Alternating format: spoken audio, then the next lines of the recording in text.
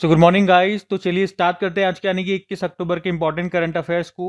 तो आज का पहला प्रश्न इंपॉर्टेंट है कि अभी हाल ही में 2025 को शहरी विकास वर्ष किसने घोषित किया है। तो आंसर होगा गुजरात ने। तो अभी गुजरात सरकार ने 2025 को शहरी विकास वर्ष के रूप में घोषित किया है। एक्चुअली में जब प्रधानमंत्री नरेंद्र मोदी गुजरात के मुख्यमंत्री हुआ करते थे तब उन्होंने 2005 में गुजरात में एक परियोजना शुरू की थी, सुव्यवस्थित शहर विकास परियोजना।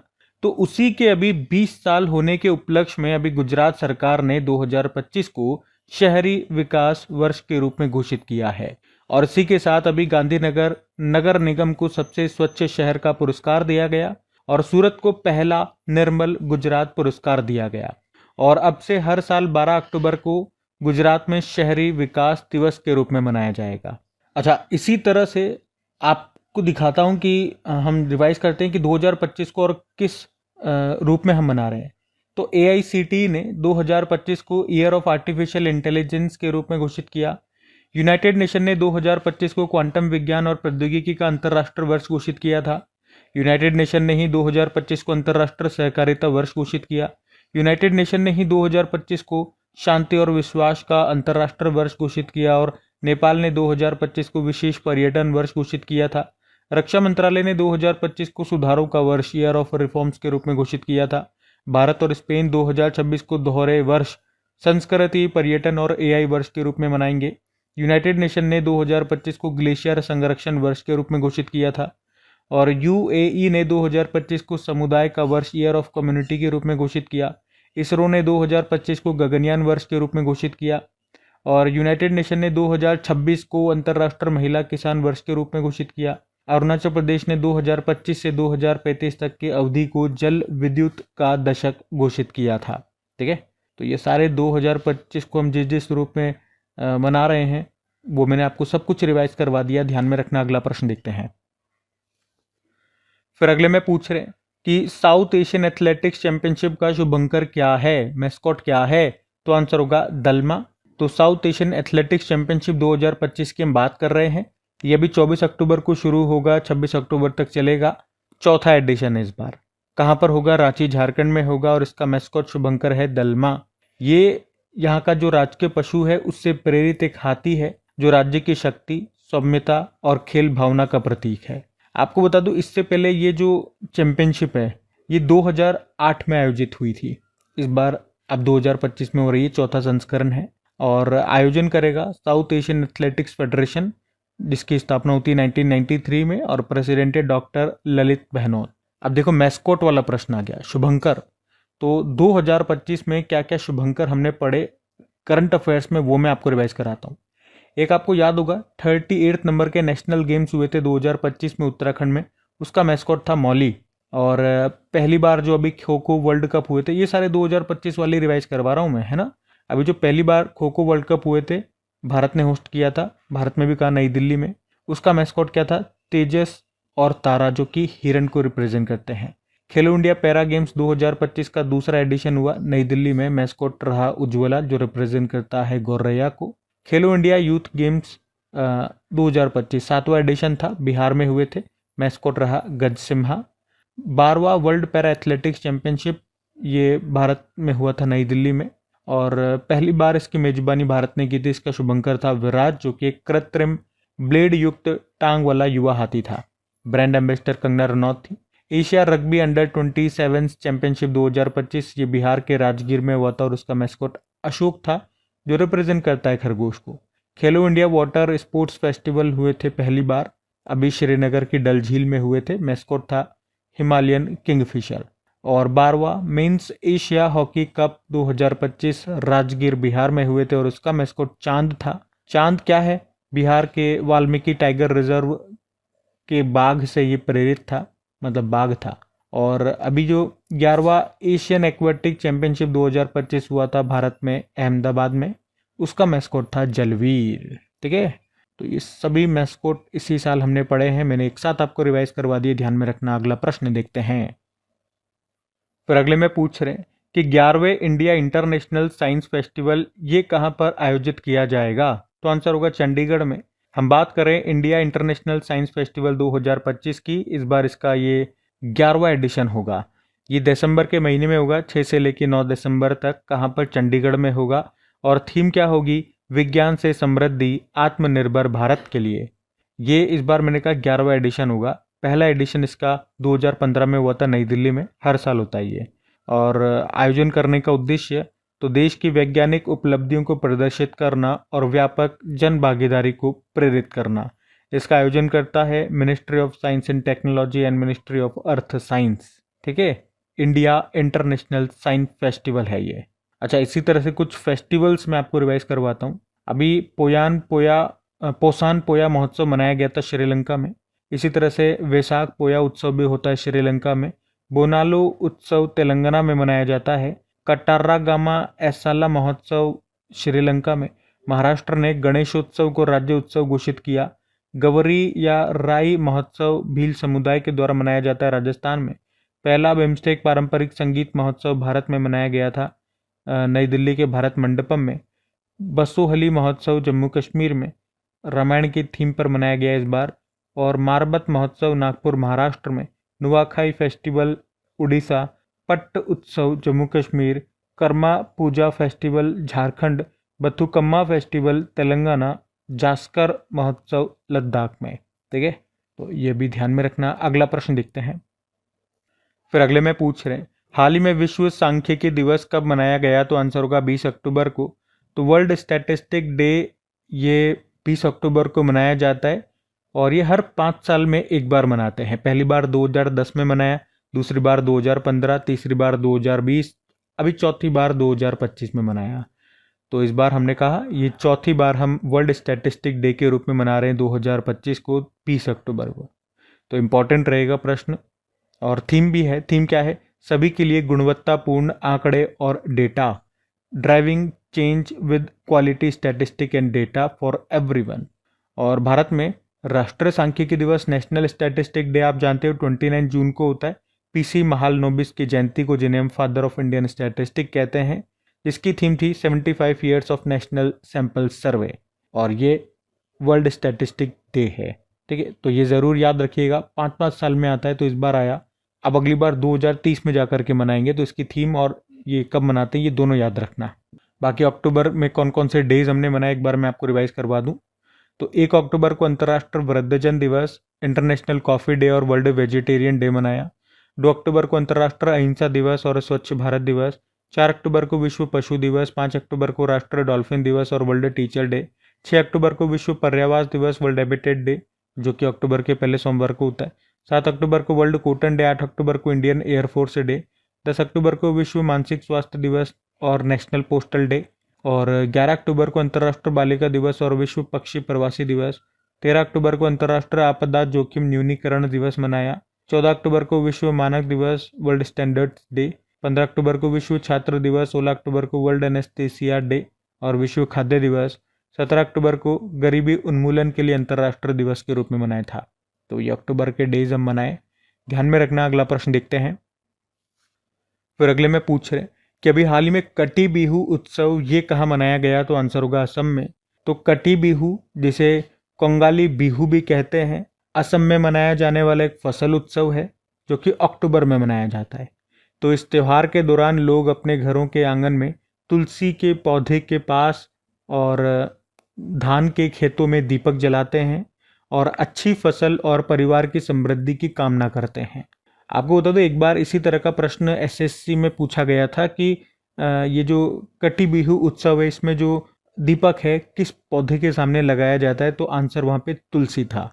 इस तरह का प्रश्न भी आ जाता है देखो एग्जाम में। और आपको बता दूं, इस समय के दौरान आमतौर पर किसानों के अन्न भंडार खाली रहते हैं, इसीलिए इसको कोंगाली बिहू या गरीब बिहू के नाम से भी जानते हैं। तो ये त्यौहार फसलों की नई बुआई और रोपाई के पूरा होने को दर्शाता है। और इसी तरह से बोहाग बिहू भी मनाते हैं, जो कि अप्रैल में मनाते हैं। ये नए साल और बीज बोने के समय का प्रतीक होता है। और एक माघ बिहू होता है जो कि जनवरी में मनाया जाता है। ये फसल कटाई के अंत का प्रतीक होता है। तीनों तरह के ये जो बिहू उत्सव है असम में मनाए जाते हैं, कटी बिहू, बोहाग बिहू और माघ बिहू। अब असम में मनाए जाते हैं। तो ये रहा मैप में असम ले चलते हैं आपको। असम की कैपिटल दिसपुर हो गई। मुख्यमंत्री हेमंत बिस्वा शर्मा। गवर्नर हो गए लक्ष्मण प्रसाद आचार्य। राजकीय पशु एक सींग वाला गेंडा हो गया, राजकीय पक्षी हो गया व्हाइट विंग्ड वुड डक, वृक्ष है होलोंग, पुष्प है फॉक्सटेल ऑर्किड, फल है काजी नींबू। यहाँ का लोक नृत्य हो गया बिहू, बगरुम्बा और भोर, और शास्त्रीय नृत्य सतरिया हो गया क्लासिकल डांस। त्योहार में बिहू उत्सव होता है, वांचुआ महोत्सव हो गया, बेखो उत्सव हो गया। और असम का 7वां नेशनल पार्क था दिहिंग पटकई नेशनल पार्क। बाकी 6 कौन से हैं? Raimona national park, Kaziranga national park, Nameri national park, Manas national park, Dibru Saikhowa national park, Orang national park. Bharat का पहला तेल का कुआं कहाँ पर खोजा गया था? डिगबोई असम में। भारत का सबसे लंबा पुल है भूपेन हजारिका, यूँ कहेंगे भारत का सबसे लंबा नदी पुल भूपेन हजारिका, डोला सादिया पुल भी कहते हैं। लंबाई है 9.15 किलोमीटर, लोहित नदी पर बनाई है।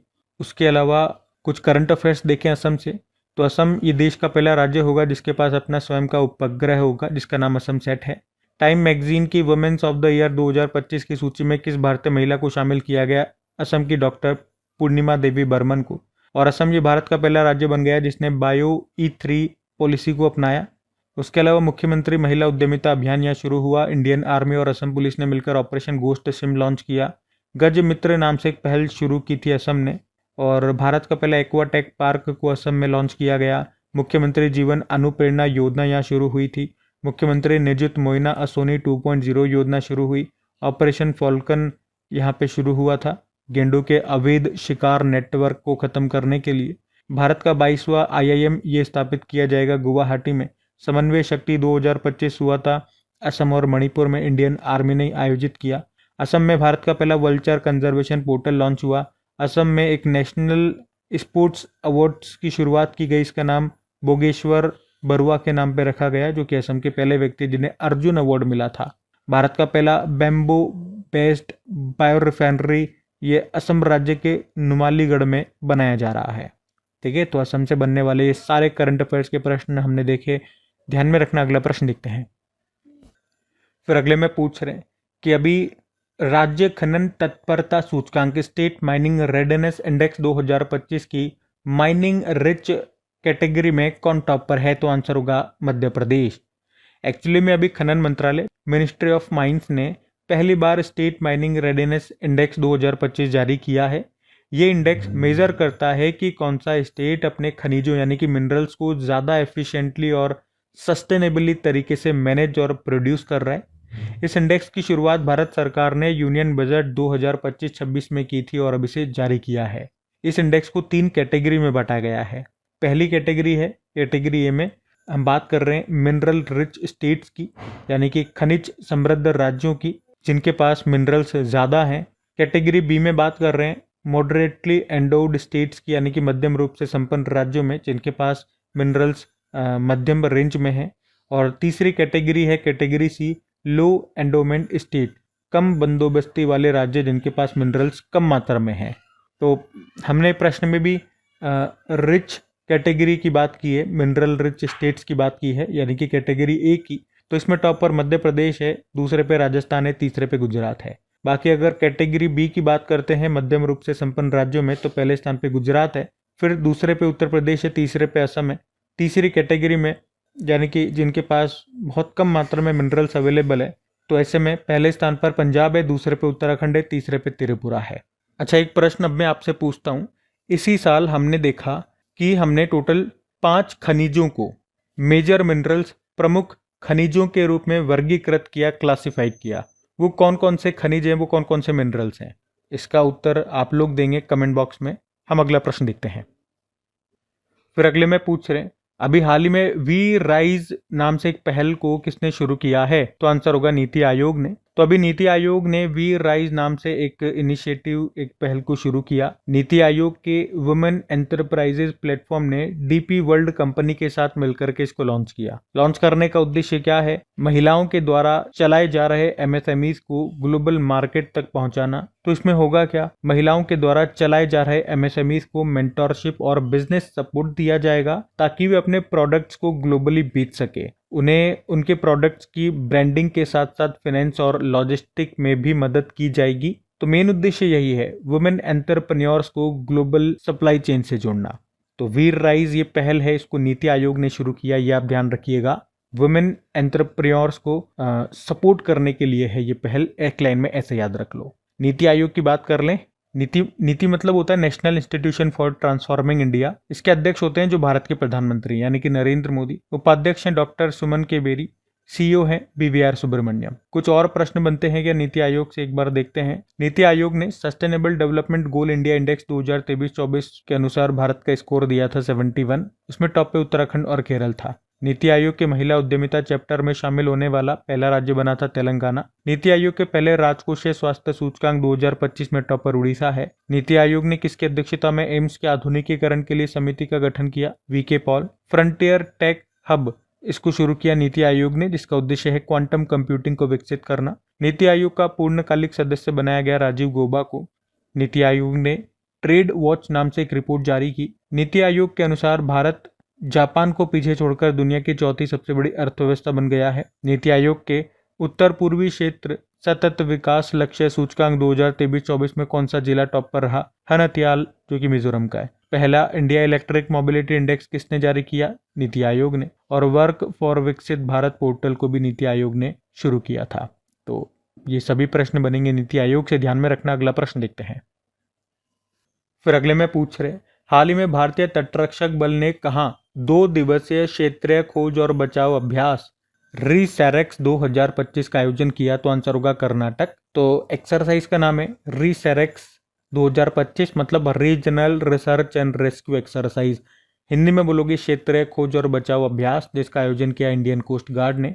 8 से लेकर 9 अक्टूबर तक हुआ था। ये कहाँ पर हुआ? ये कर्नाटक में मंगलुरु के पनम्बुर तट के पास अरब सागर में। आयोजन करने का उद्देश्य समुद्र में बड़े पैमाने पर बचाव कार्यों को संभालने में सभी समुद्री खोज और बचाव हितधारकों के बीच सामूहिक तैयारी और समन्वय का मूल्यांकन करना और उसे बढ़ावा देना। आयोजन किया इंडियन कोस्ट गार्ड ने। भारतीय तटरक्षक बल ने, उसके बारे में जानते हैं। इसकी स्थापना होती है 1 फरवरी 1977 और इसकी स्थापना किस समिति की सिफारिश पे होती है? तो रुस्तम जी समिति। और भारतीय तटरक्षक बल के पहले जहाज का नाम है ICGS कुठार। पहले महानिदेशक थे VA कामत, अभी 26वें नंबर के हैं। परमेश शिवमणि उनका नाम है। और भारतीय तटरक्षक बल उड़ीसा के तट पर ऑलिव रिडले कछुओं की सुरक्षा के लिए हर साल कौन सा ऑपरेशन चलाता है? Operation Olivia. Indian Coast Guard का मुख्यालय नई दिल्ली में है। आदर्श वाक्य होता है वयम रक्षाम। कुछ प्रश्न अगर देखें कि इंडियन कोस्ट गार्ड किन किन कारणों से न्यूज़ में है, तो समुद्र प्रताप क्या है? भारत का पहला प्रदूषण नियंत्रण पोत है। इसको गोवा शिपयार्ड लिमिटेड ने बनाया है भारतीय तटरक्षक बलों के लिए। पहला था समुद्र प्रताप और दूसरा है समुद्र प्रचेत। सागर कवच अभ्यास का आयोजन भी इंडियन कोस्ट गार्ड ने किया था पश्चिम बंगाल में। और भारतीय तटरक्षक जहाज है शूर। इसने किस देश में आयोजित नेवडेक्स और आइडेक्स 2025 अभ्यास में हिस्सा लिया था? UAE में हुआ था ये। जामाता अभ्यास भारत और जापान के कोस्ट गार्ड्स के बीच में हुआ था, ये चेन्नई में हुआ अभी। भारतीय तटरक्षक बल के लिए पहला स्वदेशी हॉवरक्राफ्ट एयर कुशन व्हीकल ये कौन बना रहा है? गोवा की चोगुले एंड कंपनी प्राइवेट लिमिटेड बना रही है। चौथे तटरक्षक वैश्विक शिखर सम्मेलन का आयोजन हुआ अभी रोम इटली में। किसकी सह अध्यक्षता से? जापान आंसर होगा। ठीक है, तो इन सब कारण से अभी भारतीय तटरक्षक बल न्यूज में है, ध्यान में रखना। अगला प्रश्न देखते हैं। फिर अगले में पूछ रहे हैं कि हाल ही में इच्छा मृत्यु को वैध बनाने वाला पहला लैटिन अमेरिकी देश कौन सा बन गया है? तो आंसर होगा उरुग्वे। तो उरुग्वे कानून के माध्यम से इच्छा मृत्यु को वैध लीगल बनाने वाला पहला लैटिन अमेरिकी देश बन गया है। मतलब अगर कोई व्यक्ति किसी ऐसी लाइलाज बीमारी से पीड़ित है जिसमें उसे बहुत कष्ट होता हो और वो अब उसके लिए असहनीय हो चुका हो, तो फिर उसे उस कष्ट से मुक्ति दिलाने के लिए जानबूझकर उसकी सहमति से उसका जीवन समाप्त कर दिया जाएगा। और ऐसा लीगल हो चुका है कहाँ पर? उरुग्वे में। अच्छा, एक प्रश्न आपके मन में आ सकता है कि इच्छा मृत्यु को वैध बनाने वाला, लीगल बनाने वाला दुनिया का पहला देश कौन सा था? तो आंसर होगा नीदरलैंड था। अभी उरुग्वे की बात हो रही है, तो ये रहा मैप में उरुग्वे। कैपिटल मॉन्टेविडियो होती है, करेंसी है उरुग्वेन पेसो और प्रेसिडेंट है यमांडू और सी। ठीक है, तो ये ध्यान में रखना। अगला प्रश्न देखते हैं। फिर अगले में पूछ रहे हैं, हाल ही में क्रिकेट के सभी प्रारूपों में, सभी फॉर्मेट में 50 मैच खेलने वाले पहले भारतीय तेज गेंदबाज कौन बन गए? तो आंसर होगा जसप्रीत बुमराह। तो अभी हाल ही में जसप्रीत बुमराह क्रिकेट के तीनों फॉर्मेट में, टेस्ट में, वनडे में और T20 में 50-50 मैच खेलने वाले पहले भारतीय तेज गेंदबाज बन गए हैं। उन्होंने ये उपलब्धि अभी वेस्टइंडीज के खिलाफ दूसरे टेस्ट मैच के दौरान हासिल की, जो कि उनका 50वां टेस्ट मैच था। कहाँ हुआ था? अरुण जेटली स्टेडियम, नई दिल्ली में। और इस तरह से क्रिकेट के तीनों फॉर्मेट में 50-50 मैचेस खेलने वाले ये पहले भारतीय तेज गेंदबाज बन गए हैं। कौन? जसप्रीत बुमराह का नाम याद रखना है। बाकी ये थी आज की हमारी करंट अफेयर्स की क्लास। कमेंट करके जरूर बताइएगा सेशन आपको कैसा लगा। अच्छा लगा तो प्लीज़ वीडियोस को सपोर्ट जरूर कीजिए अपने दोस्तों के साथ में स्टडी ग्रुप में शेयर करके। वीडियो को लाइक नहीं किया तो लाइक जरूर कीजिएगा। बाकी चलो भी कल का भी हम करंट अफेयर्स का क्विक रिवीजन कर लेते हैं और सेशन एंड करते हैं। तो कल पहला प्रश्न पूछा था, IUCN का नवीनतम सदस्य बन गया है आर्मेनिया। और चर्चा में रही देश की पहली हाइपरसोनिक मिसाइल कौन सी है? तो आंसर होगा ध्वनि। किसने विश्वास योजना शुरू की? तो आंसर होगा EPFO। खान मंत्रालय ने किसे प्रमुख खनिज के रूप में वर्गीकृत किया? चूना पत्थर को। आज मैंने 5 नाम आपसे पूछे जिन्हें 2025 में क्लासिफाई किया गया मेजर मिनरल्स के रूप में। एक मैंने आपको बता दिया, लाइमस्टोन, बाकी 4 आप बताओगे। भारत की किस अफ्रीकी देश के साथ पहली संयुक्त रक्षा सहयोग बैठक हुई? इथोपिया। और रावू बाला सरस्वती देवी का निधन हो गया, वे किस दक्षिण भारतीय सिनेमा की पहली पार्श्व गायिका थी? तेलुगु। और भारत ने CGM 137 संदूषण से निपटने के लिए किस देश को प्रशियन ब्लू कैप्सूल भेंट की? इंडोनेशिया। हेनले पासपोर्ट इंडेक्स 2025 में भारत की रैंक 85। और संकटग्रस्त प्रजातियों की नवीनतम IUCN लाल सूची के अनुसार कितनी प्रजातियां विलुप्त होने की कगार पर है? तो 48,646। और आखिरी प्रश्न था कि AR रहमान ने सीक्रेट माउंटेन बैंड लॉन्च करने के लिए किसके साथ समझौता किया? तो आंसर होगा गूगल क्लाउड। बाकी चलो कल का भी होमवर्क प्रश्न देखते हैं और सेशन एंड करते हैं। तो कल आपसे पूछा था, भारत में पहली बार विश्व सी फूड कांग्रेस 2026 का आयोजन ये कहां पर होगा? तो आंसर होगा चेन्नई। आप सभी ने प्रश्न का बिल्कुल सही उत्तर दिया। अब ये आज का आपका होमवर्क प्रश्न।